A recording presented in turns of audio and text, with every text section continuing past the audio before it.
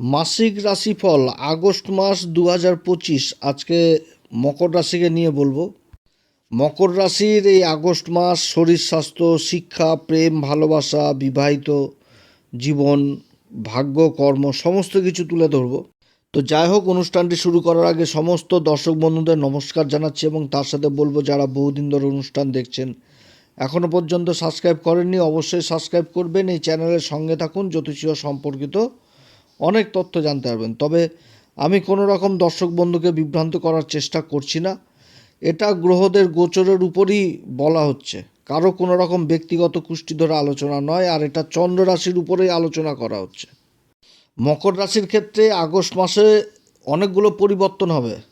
বড় পরিবর্তন বলতে দেবগুরু বৃহস্পতির নক্ষত্র পরিবর্তন হচ্ছে।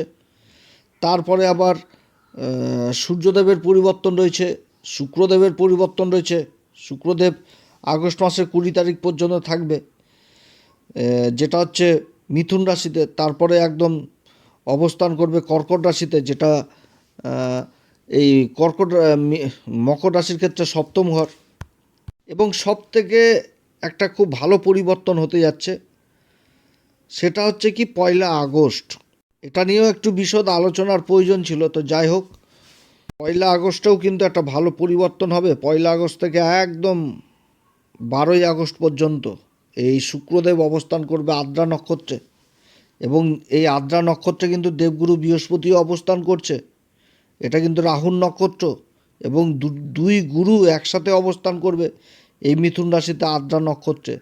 এবং তাদের মিলিত জ্যোতির যে দৃষ্টির প্রভাব, এটা রাহুর উপর থাকবে, যেটা হচ্ছে এই মকর রাশির ক্ষেত্রে ধন সম্পত্তির ঘর। অর্থাৎ রাশির অধিপতি শনিদেবের একদম মূল ত্রিকোণ রাশি কুম্ভ রাশির উপর, যেটা দ্বিতীয় ঘর, ধন সম্পত্তির ঘর। আর ধন সম্পত্তির ঘরে রাহু অবস্থান করছে। আর রাহু অবস্থান করছে দেবগুরু বৃহস্পতির নক্ষত্র পূর্বা ভাদ্রপদে। তো যাই হোক, এই আগস্ট মাসে অনেক কিছুই ভালো জীবনে ঘটবে আশা করছি। এই মকর রাশির যেরকম গ্রহদের পজিশন রয়েছে, রাশির দ্বিতীয় ঘর যেটা কুম্ভ রাশি, এই ঘরে রাহু অবস্থান করছে দেবগুরু বৃহস্পতির নক্ষত্র পূর্বা ভাদ্রপদে। কুম্ভ রাশিতে রাহুর অবস্থান। তারপরে রাশির অধিপতি শনিদেব বক্রী অবস্থায় রয়েছে মীন রাশিতে, নিজের নক্ষত্র উত্তরা ভাদ্রপদে। রাশির যেটা ষষ্ঠ ঘর, এই ষষ্ঠ ঘরে দুই গুরুর অবস্থান, শুক্রদেব এবং দেবগুরু বৃহস্পতি। আগস্ট মাসের শুরু থেকেই থাকবে আদ্রা নক্ষত্রে দুই গুরু একসাথে। তারপরে আবার দুই গুরু, যেমন দেবগুরু বৃহস্পতি 13 আগস্ট নক্ষত্র পরিবর্তন করবে, চলে আসবে নিজের নক্ষত্র পুনর্বসু নক্ষত্রে।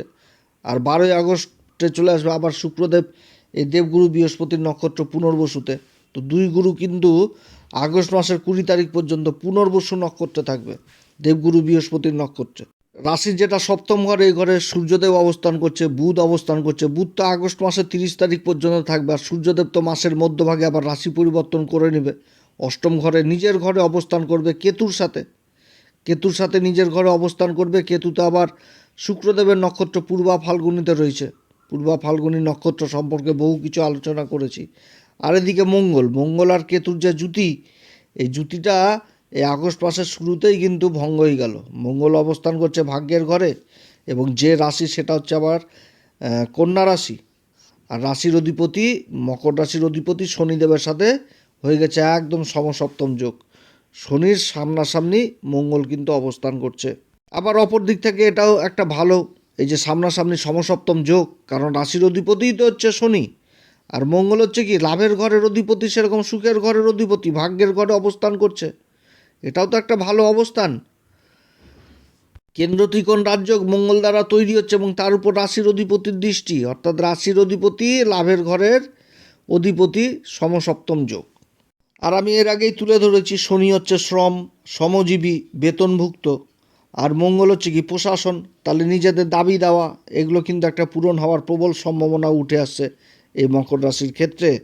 তো যাই হোক, এরকম একটা গ্রহদের অবস্থান হয়েছে মকর রাশির ক্ষেত্রে। তো মকর রাশির ক্ষেত্রে যে গ্রহদের অবস্থান আর নক্ষত্রগত অবস্থান, এটাও কিন্তু খুব ভালো অবস্থান। তো মকর রাশির যদি সবার প্রথমে শরীর স্বাস্থ্য হেলথ নিয়ে যদি বলি, তাহলে রাশির অধিপতি শনিদেব বক্রী অবস্থায় কিন্তু তৃতীয় ঘরে রয়েছে মীন রাশিতে। পুরুষার্থ পরাক্রম যথেষ্ট বৃদ্ধি পাবে, এবং মঙ্গলের সাথে সমসপ্তম যোগ। শরীর চর্চা বিশেষ করে খেয়াল রাখতে হবে, শরীর চর্চা করতে হবে। প্রাণায়াম, যোগব্যায়াম এগুলো কিন্তু করতে হবে। এবং পঞ্চম ঘরের অধিপতি শুক্র, কারক গ্রহ, কর্মের ঘরের অধিপতি শুক্র ষষ্ঠ ঘরে অবস্থান করছে, অসুখ বিসুখের ঘরে দেবগুরু বৃহস্পতির সাথে। তো নিজের শরীর স্বাস্থ্যের দিকে খেয়াল রাখতে হবে, খাওয়া দাওয়ার দিকে খেয়াল রাখতে হবে। উল্টাপাল্টা খেলে কিন্তু পেটের অসুখ এগুলো কিন্তু হওয়ার সম্ভাবনা থাকবে। তবে বড় কিছু ভাইটাল জিনিস থাকছে না, এই দিকে যথেষ্ট সজাগ থাকতে হবে। এবং এই মকর রাশির যদি শিক্ষা সম্বন্ধে বলি, শিক্ষার দিকটাও কিন্তু খুব সুন্দর জায়গায় উঠে এসছে এই মকর রাশির। বহুদিন পর এরকম শিক্ষার জায়গাটা উঠছে। দুই গুরুর অবস্থান, যেটা কম্পিটিশন ঘরে, দেবগুরু বৃহস্পতির যে পঞ্চম দৃষ্টিটা সেটা কিন্তু কর্মের ঘরে পড়ছে। সপ্তম দৃষ্টিটা পড়ছে একদম দ্বাদশ ঘরে, নিজের মূল ত্রিকোণ রাশিকে দেখছে। দেবগুরু বৃহস্পতি আর শুক্রের যে জ্যোতির দৃষ্টিটা সেটা কর্মের ঘর কি তুলা রাশি, এখানটাতে শুক্রের মূল ত্রিকোণ রাশি। এবং দুই গুরুর যে মিলিত জ্যোতির দৃষ্টি সেটা পড়ছে দ্বাদশ ঘর ধনু রাশি, এখানটাতে মূল ত্রিকোণ রাশি। এবং দুই গুরুর যে মিলিত জ্যোতির দৃষ্টি নবম দৃষ্টি, যেটাকে বিশেষ কৃপা, সেটাও কিন্তু পড়ছে এই মকর রাশির অধিপতির মূল ত্রিকোণ রাশি কুম্ভ রাশিতে। অর্থাৎ তিনটি মূল ত্রিকোণ রাশির উপর দুই গুরুর প্রভাব থাকছে। শিক্ষার দিকে যথেষ্ট ভালো অবস্থান।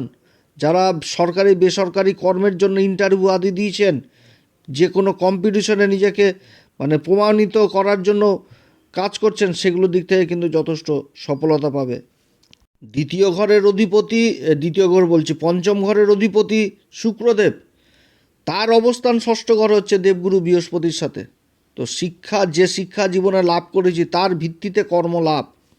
কারণ পঞ্চম ঘরে যে গ্রহই অবস্থান করুক তার সপ্তম দৃষ্টি পড়ে হচ্ছে লাভের ঘরে। তো লাভ কোথা থেকে আসবে? কর্ম করবে, তারপর তো কর্ম করতে গেলে যে জেনারেল নলেজ, সেটাই তো শিক্ষা। তার অধিপতি হচ্ছে এখন ষষ্ঠ ঘরে অবস্থান করছে, কম্পিটিশনের ঘরে। তো কর্মের দিক থেকে যথেষ্ট সফলতা পাবে। নিজের শিক্ষা, নিজের প্রতিভা, নিজের গুণ সমস্ত কিছু উঠে আসবে। এবং যারা উচ্চশিক্ষার সাথে জড়িত তাদের আবার বিদেশ যাত্রাও করাবে। মকর রাশির যদি প্রেম ভালোবাসার জায়গাটা তুলে ধরি, তাহলে কিন্তু এই আগস্ট মাস অতটা ভালো নয়, যতক্ষণ পর্যন্ত শুক্র রাশি পরিবর্তন করবে না। কারণ দুই গুরুর অবস্থান ষষ্ঠ ঘরে অবস্থান, এখানটাতে কি ষষ্ঠ ঘরটা কি শত্রু ঘর।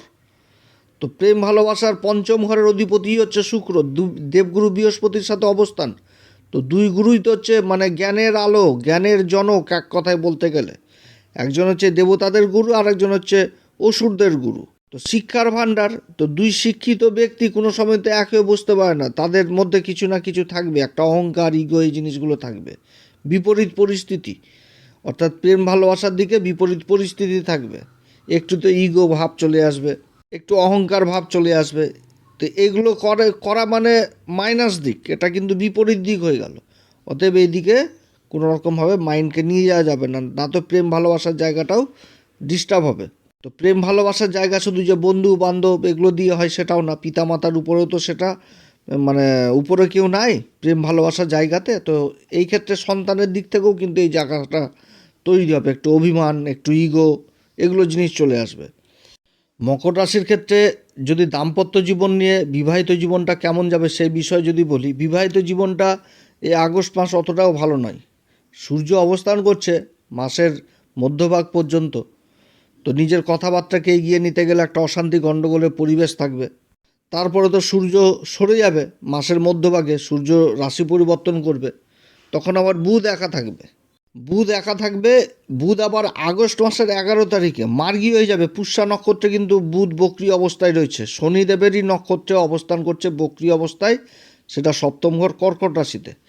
তো পুষ্যা নক্ষত্রে থাকবে এবং 21শে আগস্ট বুধ কিন্তু চলে আসবে আবার নিজের নক্ষত্র অশ্লেষা নক্ষত্রে চলে আসবে, এবং আগস্ট মাসের 30 তারিখ পর্যন্ত এই অশ্লেষা নক্ষত্রেই থাকবে।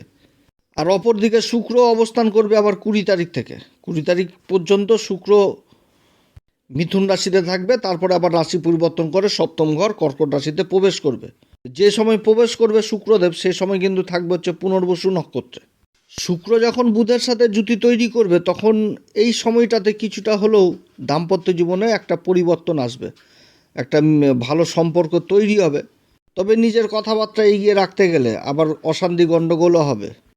যদি না বুঝতে পারে প্রেম ভালোবাসার ভাষা, তাতেও কিন্তু একটা বিপরীত পরিস্থিতি তৈরি হবে। কারণ বুধ কিন্তু থাকবে হচ্ছে অশ্লেষা নক্ষত্রে থাকবে আগস্ট মাসের 30 তারিখ পর্যন্ত, 21শে আগস্ট থেকে। তো অশ্লেষা নক্ষত্রের দাম্পত্য জীবনটা অতটা ভালো থাকে না। প্রেম ভালোবাসার জায়গাটাকে বুঝতে পারে না এই অশ্লেষা নক্ষত্র। দাম্পত্য জীবন খুবই খারাপ থাকে। যেহেতু বুধ আবার অশ্লেষা নক্ষত্র নিজের নক্ষত্র অবস্থান করবে এবং সঙ্গে শুক্র রয়েছে, একটা অভিমানের ব্যাপার থাকবে, তাও একটা ইগোর ব্যাপার থাকবে, অভিমানের ব্যাপারটাও উঠে আসছে। এই জায়গাটাকে যদি বুঝতে পারে, প্রেম ভালোবাসার যে একটা যে এই অভিমানের জায়গাটা, সেটা যদি বুঝে নিতে পারে লাইফ পার্টনার, তাহলে আবার যথেষ্ট ভালো থাকবে। মকর রাশির যদি ভাগ্য এবং কর্ম নিয়ে আলোচনা করি, তাহলে এই আগস্ট মাসটা সত্যিই ভালো মাস যাবে। যে কোনো দিক থেকে উন্নতির জোয়ার আসবে জীবনে। যেই কর্ম করুক সেই কর্মে একটা উন্নতির জোয়ার আসবে। যেরকম কাজকর্মে এনার্জি জিনিস উঠে আসছে, সেরকম মনের মধ্যে আত্মবিশ্বাস জিনিস উঠে আসছে। পুরুষার্থ পরাক্রম যথেষ্ট বৃদ্ধি পাবে যে কোনো কাজের ক্ষেত্রে। একটা হিম্মতি স্বভাব এবং নিজের জিনিসকে যেভাবে করে মানুষে, সেই জিনিসটা কিন্তু উঠে আসবে মকর রাশির ক্ষেত্রে। সপ্তম ঘরে 20 আগস্ট থেকে তৈরি হবে লক্ষ্মীনারায়ণ যোগ শুক্র এবং বুধের দ্বারা। এটা সপ্তম ঘরে তৈরি হচ্ছে। আর সপ্তম ঘরে কারো কি হচ্ছে শুক্র আর হচ্ছে বুধ।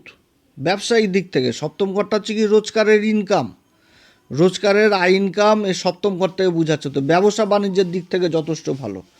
এবার সপ্তম ঘরে এই দুটি গ্রহের অবস্থান হয়ে যাওয়া মানে একটা গ্রহ হচ্ছে কি পঞ্চমপতি, আর একটা হচ্ছে ভাগ্যের ঘরের অধিপতি। তো পঞ্চম ঘরের অধিপতি শুক্র যেরকম পঞ্চম ঘর এবং কর্মের ঘরের অধিপতি, সেরকম বুধ হচ্ছে কি ষষ্ঠ ঘরের অধিপতি এবং ভাগ্যের ঘরের অধিপতিও সপ্তম ঘরে জুতি হবে। তাদের মিলিত দৃষ্টি একদম রাশির উপর থাকবে। খুবই ভালো অবস্থান হতে যাচ্ছে। কর্মে বিশেষ উন্নতির যোগ রয়েছে। মান সম্মান পদ প্রতিষ্ঠা এরকম যথেষ্ট বৃদ্ধি পাবে, যেটা বিগত দিনে ছিল না। এবং এর মধ্যেও একটা ব্যাপার উঠে আসছে যে পরিবেশ এখন যথেষ্ট কিন্তু আবার পুনরায় হিংসামো শুরু করবে এই মকর রাশিকে দেখে। যে মকর রাশি কিছুদিন আগে খুবই বাজে পরিস্থিতিতে ছিল এবং সেটা দেখে পরিবেশের যে একটা মনোভাব, একটা যে ঈর্ষা, সেটাও কিন্তু এই সময়কালে আবার পুনরায় জেগে উঠবে। যে কিভাবে হলো, কেন হবে, কী জন্য হবে, এগুলোও কিন্তু উঠে আসছে মকর রাশির ক্ষেত্রে। খুবই ভালো একটা টার্নিংয়ের মাস হতে যাচ্ছে এবং আগামী দিনে যে পরিবর্তনগুলো হবে সেই পরিবর্তনগুলোও কিন্তু যথেষ্ট ভালো হতে যাচ্ছে। যেমন মঙ্গলের পরিবর্তন, এর পরের পরিবর্তন ভালো হবে। তারপরে আবার মঙ্গল যে রাশি পরিবর্তন করবে সেই পরিবর্তনটাও ভালো হবে।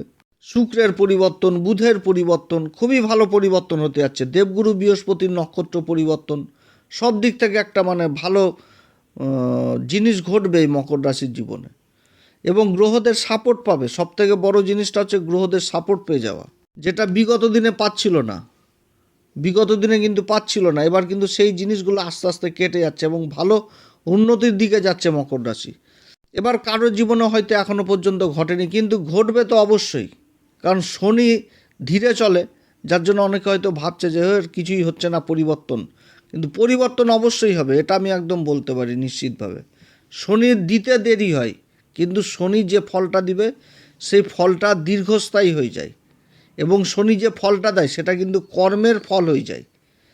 রাহু যে ফলটা দেয় সেটা কিন্তু ছলচাতুরি করে পরবর্তীতে আবার নিবে, কিন্তু শনি যেটা দিবে সেটা কর্মের পুরস্কার হয়ে যায়, যেটা কর্মের পুরস্কার। এবং শনি কিন্তু ফল কোনো সময় ছিনিয়ে নেয় না। শনি কখন ফল ফিরিয়ে নেয়? যখন তার ফলের ব্যবিচার হয়, তখনই কিন্তু ফলটাকে আবার রিটার্ন করে। তো এই সময়কাল যথেষ্ট ভালো সময় তৈরি হচ্ছে মকর রাশির ক্ষেত্রে। শিক্ষা দীক্ষা যেই কর্মই করুক সেই কর্মেই বিশেষ উন্নতি। কর্ম হবেই। যে চিন্তা করছে কিভাবে কর্ম হবে, পকেটে তো পয়সা নাই, ঠিক পয়সার জোগাড় হবে। কোনো না কোনো লাইন ঠিক জীবনে চলে আসবে। এমন লাইন চলে আসবে যে সেই লাইন দিয়ে আবার ঠিক মতন করে উঠে দাঁড়িয়ে যাবে। তো যাই হোক, এই মাসে অবশ্যই হনুমান চল্লিশা, বজরংবাণ, শ্রীরাম সীতার প্রণাম মন্ত্র সহকারে পাঠ করবেন। বজরংবলীর দর্শন করবেন। বাবার কাছে জটাওয়ালা নারকেল দিবেন। বাবাকে সিঁদুর দান করবেন। সিঁদুর মেটে সিঁদুর যে বাবার পূজার কাজে দিবেন। মিঠা পাতা পান দিবেন বাবার কাছে। এছাড়া গুরুর দীক্ষা নেবেন। যারা গুরুর দীক্ষা নেননি অবশ্যই গুরুর দীক্ষা নেবেন। অষ্টমপতি সূর্যের উপাসনা করবেন। বাড়িতে সূর্য যন্ত্র স্থাপন করবেন। খুব ভালো প্রভাব পাবে, ভালো ফল পাবে মকর রাশি। তো যাই হোক, অনেক কথা আলোচনা করলাম। যদি এই পরামর্শ সত্যি ভালো লাগে অবশ্যই এই চ্যানেলটিকে, এই অ্যাস্ট্রো এস এম বাংলা চ্যানেলের পাশে থাকবেন। চ্যানেলটিকে অবশ্যই সাবস্ক্রাইব করবেন। আপনারা সবাই ভালো থাকেন। এরপরে আবার আসবে একটি নতুন পর্ব নিয়ে। নমস্কার, ধন্যবাদ।